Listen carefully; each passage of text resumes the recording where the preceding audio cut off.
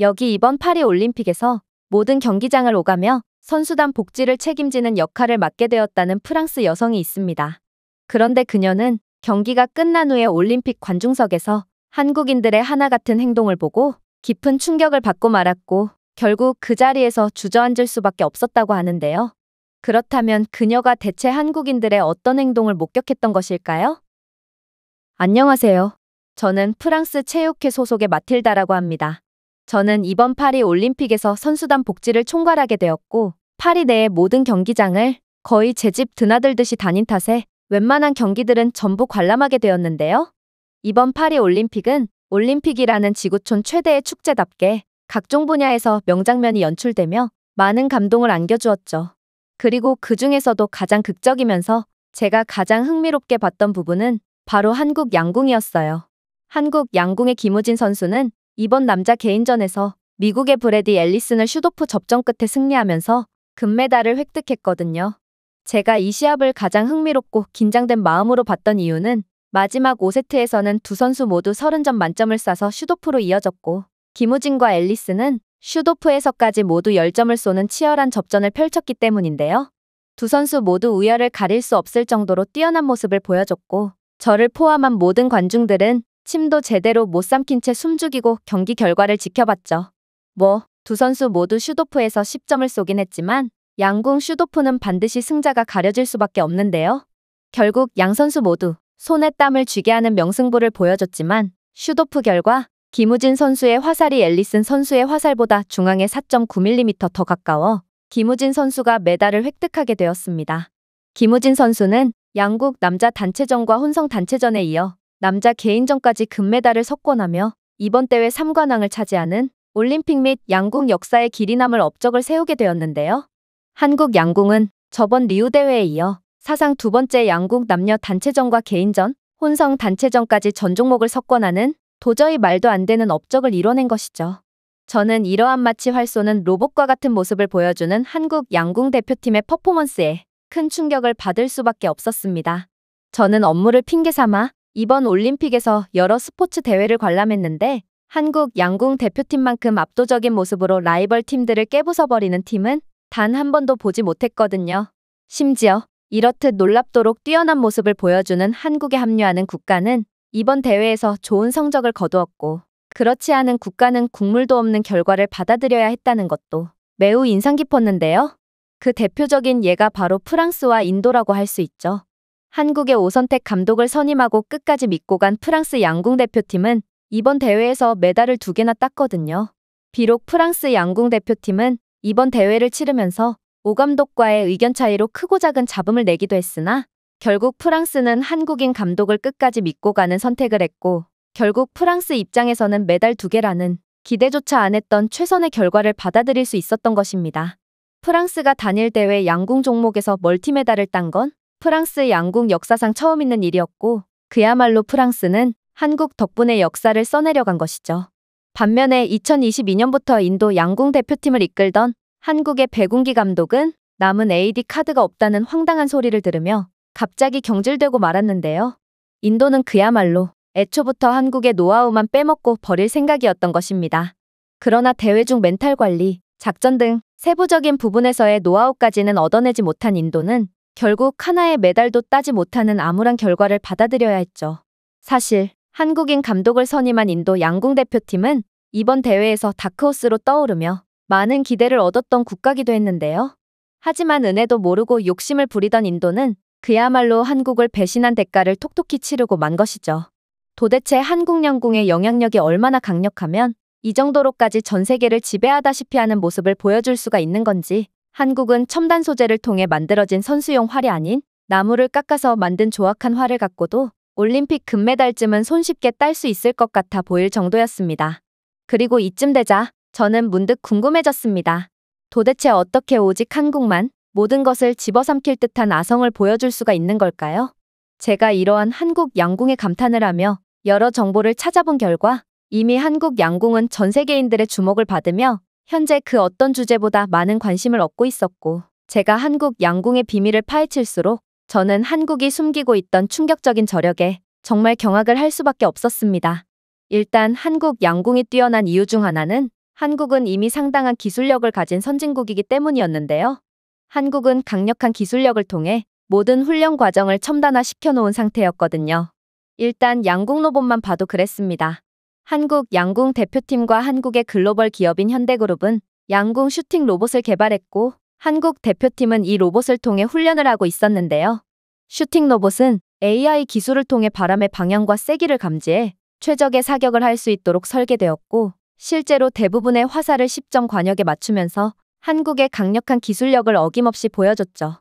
선수들은 로봇과 대결한다는 심리적 압박감을 견뎌야 하기에 더욱 높은 훈련 성과를 보일 수 있었고 이렇듯 한국은 이미 세계적인 기술 강국이기에 기술력이 약한 다른 국가들 입장에서는 상상할 수도 없는 강력하고 효율적인 훈련을 이어나갈 수 있었던 것이죠. 이뿐만이 아닙니다. 한국 양궁 대표팀은 자체 기술력으로 개발한 데이터 분석 시스템으로 더욱 효율적이고 첨단적인 분석을 실시하고 있었거든요. 이들은 양궁 기술을 다듬기 위해 인공지능 기반 훈련 시스템을 통합한 상태였는데 이 시스템은 자세, 각도, 화살 방출, 심장박동수와 같은 측면에 대한 실시간 피드백을 제공하면서 AI를 통해 양궁 선수가 취하는 모든 샷을 분석해주고 있었습니다. 한국이 개발한 고속 카메라와 모션 센서는 화살의 비행 경로를 포착해 주었고 AI 시스템은 정확성과 일관성을 향상시키기 위한 조정을 제한하기 위해 이 데이터를 분석했죠. 결국 한국 대표팀은 이 정도 훈련 시스템을 개발할 기술력이 없는 국가들보다 훨씬 더 효율적으로 시간을 사용하고 있던 것입니다. 하지만 한국에 대한 가장 인상 깊었던 부분은 따로 있었어요. 그건 바로 한국 양궁의 놀랍도록 투명한 시스템이었죠. 한국 양궁 대표팀은 매우 투명하고 경쟁적인 과정을 통해 선발되어 최고의 선수들만이 한국을 대표하도록 보장하고 있었는데요. 한국 선수들은 어떠한 특혜 없이 현재의 경기력이 유일한 기준인 엄격한 국가대표 선발전을 거치고 있었거든요. 이 선발전은 모든 지원자에게 명확하고 일관된 기준을 적용할 뿐더러 대중에게도 철저하게 공개되어 선발 과정의 투명성을 완벽하게 보장하고 있었어요. 사실 아무리 공정과 투명성을 강조하는 프랑스지만 국제대회에서 입상한 선수들의 경우 예선 면제 같은 어느 정도의 특혜를 주기 마련인데요. 그러나 한국 양궁은 그러한 일체의 혜택 없이 현재의 실력만으로 국가대표를 선발한다는 점이 몹시 대단해 보였습니다. 사실 한국인들이 선천적으로 활 쏘기에 재능이 있다는 것은 이제는 전 세계에서 인정하는 사실이었는데요. 고구려라는 이들의 역사에서 한국의 선조들은 활을 매우 잘 쏘기로 유명했고 이는 한국뿐만 아니라 주변국들의 역사 기록에도 남아있거든요. 심지어 영국의 유력 뉴스 통신사 로이터는 한국 양궁이 강세인 이유는 한국인이 젓가락을 잘 쓰는 것과 관련이 있다며 한국인들은 섬세한 손가락 감각이 다른 민족보다 발달했다는 의견을 내놓은 적까지 있을 정도로 한국인들은 그야말로 양궁에 천부적인 재능을 가지고 있습니다. 그런데 한국은 이러한 선천적인 재능에 더해 엄격한 훈련, 그리고 놀랍도록 투명한 절차 안에서 대표팀 선수를 선발하고 있었기에 이들이 항상 세계 최고의 자리를 유지하는 건 어찌 보면 당연했던 거였죠. 한국에서는 올림픽 금메달리스트가 이듬해 대표 선발전에서 탈락하고 전국체전에서조차 어떠한 메달도 못 따고 빈손으로 돌아가는 건 놀랍지도 않은 일이라고 했는데 저는 한국의 시스템을 알면 알수록 그럴 수밖에 없겠다는 생각이 들었어요. 한국 대표팀의 선수 선발에는 학연, 파벌, 원로 추천 등의 요소가 일절 개입되지 않고 있었거든요. 실제로 이번 한국 여자 양궁 대표팀 선수들 모두는 올림픽에 첫 출전하는 거였고 저번 도쿄대회 3관왕 출신의 선수가 이번에는 국가대표 선발전에서 마저 떨어지며 올림픽에 출전조차 못하게 됐다고 하는데요. 그야말로 한국의 김우진 선수가 한국 양궁의 영웅이자 현재 세계 랭킹 1위의 실력자이지만 그가 다음에도 한국 대표팀으로 선발될지는 아무도 모른다는 것입니다.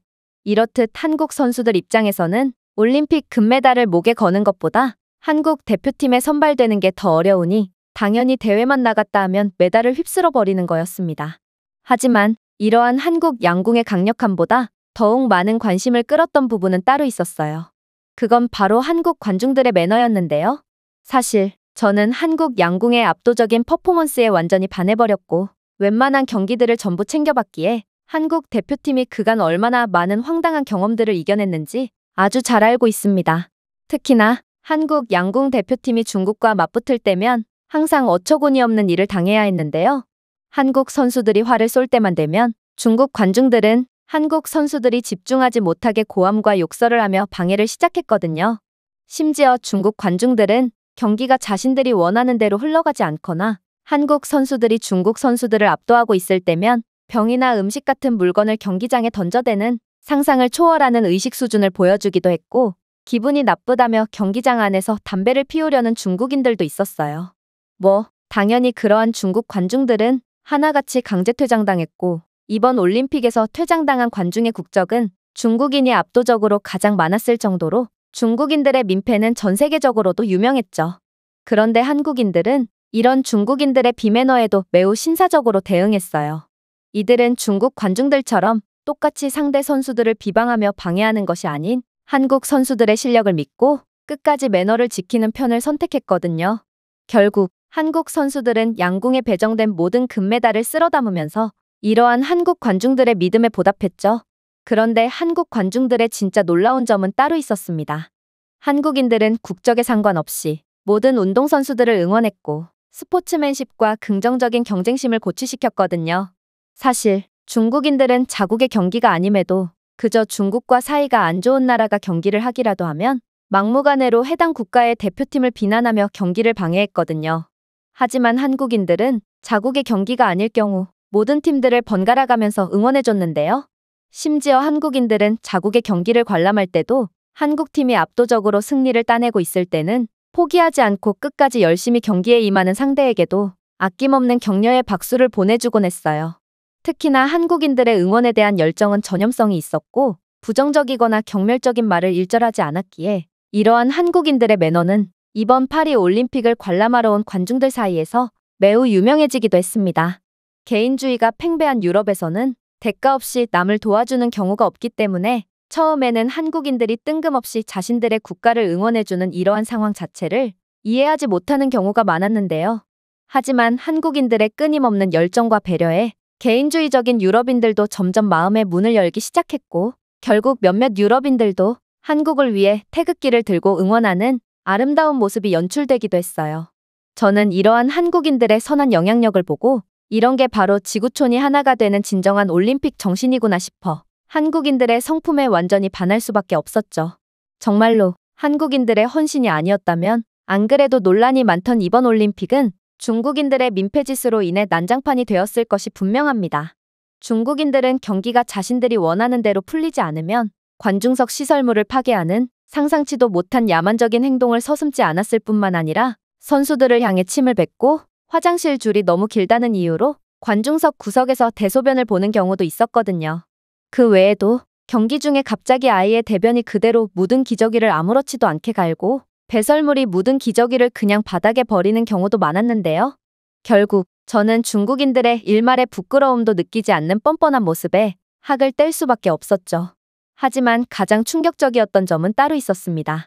바로 중국인들은 자신의 나라 선수들을 응원하는 대신 상대국가 선수들에게 야유를 보내는 방식으로 응원을 하는 스포츠맨십이 아예 없는 모습을 보여주기도 했지만 이들은 이에 한술 더 떠 아무리 같은 중국 선수더라도 기대 이하의 퍼포먼스를 보여주면 어김없이 조롱과 비난을 이어나갔기 때문인데요. 이로 인해 일부 중국 선수들은 자국 관중들에게 욕을 먹는 상황을 도저히 참을 수가 없었는지 그만 평정을 잃고 경기 중에 눈물을 보이는 경우도 있었습니다.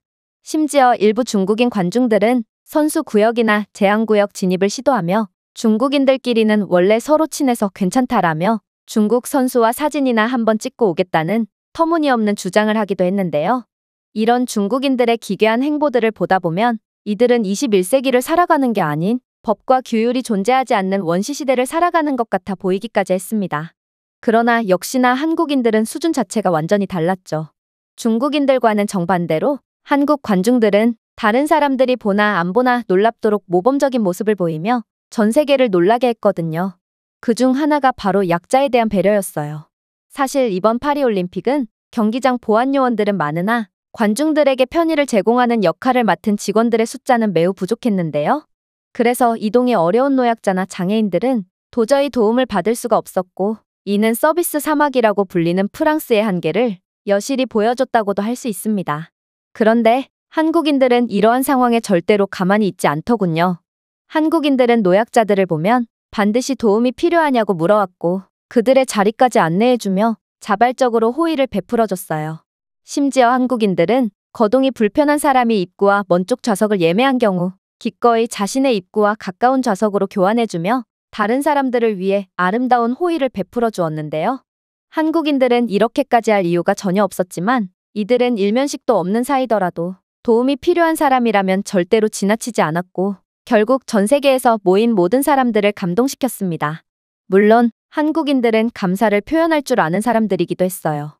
한국인들은 전 세계에서 유일하게 매표소 직원이나 티켓 검사원들에게 감사의 인사를 하는 사람들이었고 이러한 한국인들의 친절은 이번 올림픽을 위해 일하는 프랑스 직원들 모두가 인정할 정도로 유명하거든요. 심지어 프랑스인들이 한국인과 중국인을 구분하는 방법도 이와 관련이 있는데요. 한국인들은 입장권을 구매하고 경기장에 입장하는 관중으로서 당연한 서비스를 제공받고도 늘 직원과 눈을 마주치며 감사 인사를 하는 친절한 사람들이지만 중국인들은 꼭 여자 직원들의 손을 슬쩍 더듬으며 성추행을 일삼았고 난데없이 쓰레기를 주면서 대신 버리라며 갑질을 하려고 하곤 했거든요. 즉, 친절한데 세련되게 생기기까지 했으면 100% 한국인이고 도저히 같은 21세기를 살아간다고 볼 수 없는 야만적인 행동을 일삼는데 촌스럽게 생기기까지 했으면 100% 중국인이라고 할 수 있는 것이죠. 이뿐만이 아니었어요.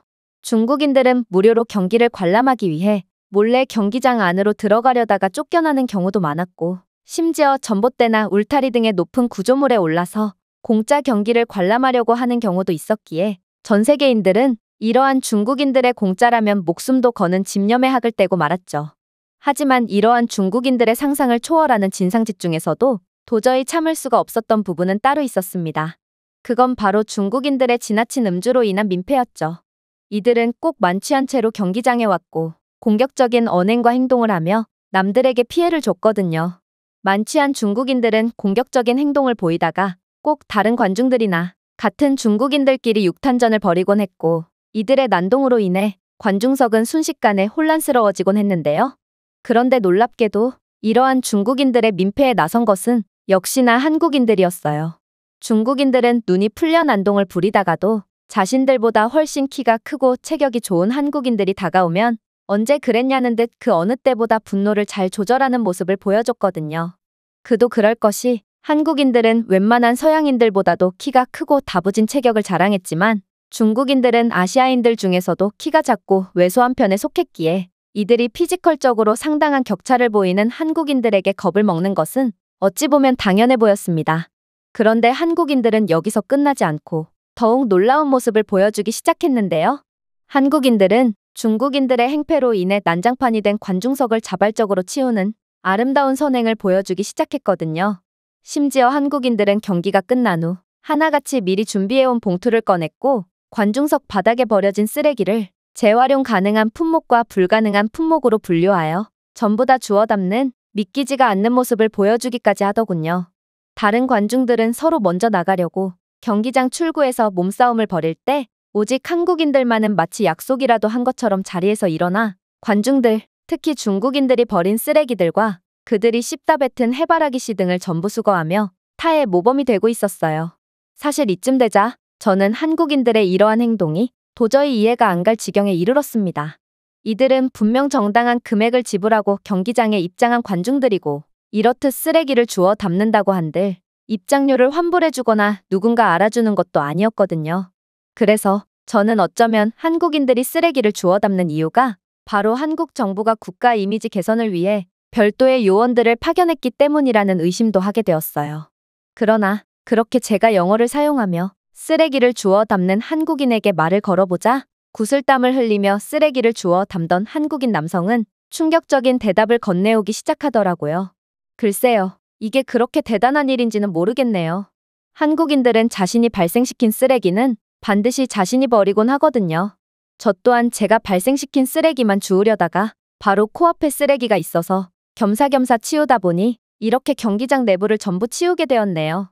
이곳 경기장 관중석에서 쓰레기를 치우고 있는 사람들은 전부 한국인들인데 다른 한국인들도 전부 저와 비슷한 생각으로 남의 쓰레기를 치우고 있는 게 아닐까 싶네요. 한국인들은 원래 그런 사람들이거든요. 심지어 그는 한국의 야구 경기장만 가봐도 자신처럼 바닥에 떨어진 쓰레기들을 청소하는 다른 한국인 봉사자들을 흔하게 볼 수 있다며 별 대수롭지도 않다는 듯 중국인들이 버린 대변이 묻은 기저귀까지 봉투에 주워 담았는데요. 저는 이러한 한국인들의 높은 시민의식을 보고 조금 전까지만 해도 한국을 의심했던 저 자신이 부끄러워져서 얼굴이 새빨개질 뿐이었어요. 심지어 아무리 이번 파리올림픽이 친환경을 주제로 진행된다지만 현실은 프랑스의 청소 직원들조차 분리수거를 전혀 하지 않은 채 모든 쓰레기를 한 곳에 담아서 버릴 뿐인데요. 그러나 한국인들은 중국인들이 몰래 반입한 술병들을 죄다 한 곳에 모아 담는 놀라운 분리수거 모습까지 보여주더라고요.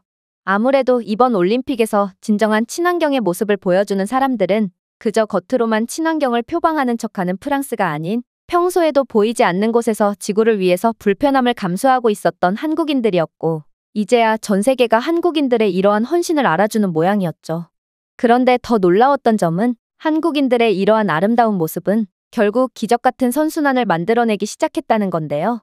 몇몇 유력 기자들은 이러한 한국인들의 선행을 취재하고 인터뷰를 진행하기도 했는데, 이러한 한국인들의 아름다운 선행은 벌써부터 전 세계 곳곳에 전해졌는지 이제는 경기가 끝난 후 한국인들을 도와 관중석에 버려진 쓰레기를 함께 주워주는 외국인들이 점점 늘어나기 시작했거든요. 심지어 남을 위한 선행 따위는 절대로 베풀지 않는 프랑스인들마저 이러한 봉사의 현장에 동참한 것을 보아 아무래도 한국인들의 착한 마음씨는 전 세계를 감동시킨 모양이었습니다. 도대체 한국인들은 어떤 삶을 살아왔길래 이렇듯 2억만리 떨어진 타국에서마저 전 세계인들에게 감동을 줄 수 있는 건지, 저는 이제 한국인들에 대해 놀라기도 지쳐 조용히 엄지손가락을 치켜올릴 뿐이었습니다. 제가 준비해온 내용은 여기까지입니다. 끝까지 시청해주셔서 진심으로 감사드리며 여러분들의 구독과 좋아요, 알림 설정은 영상 제작에 큰 힘이 됩니다. 이상 세모튜브였습니다.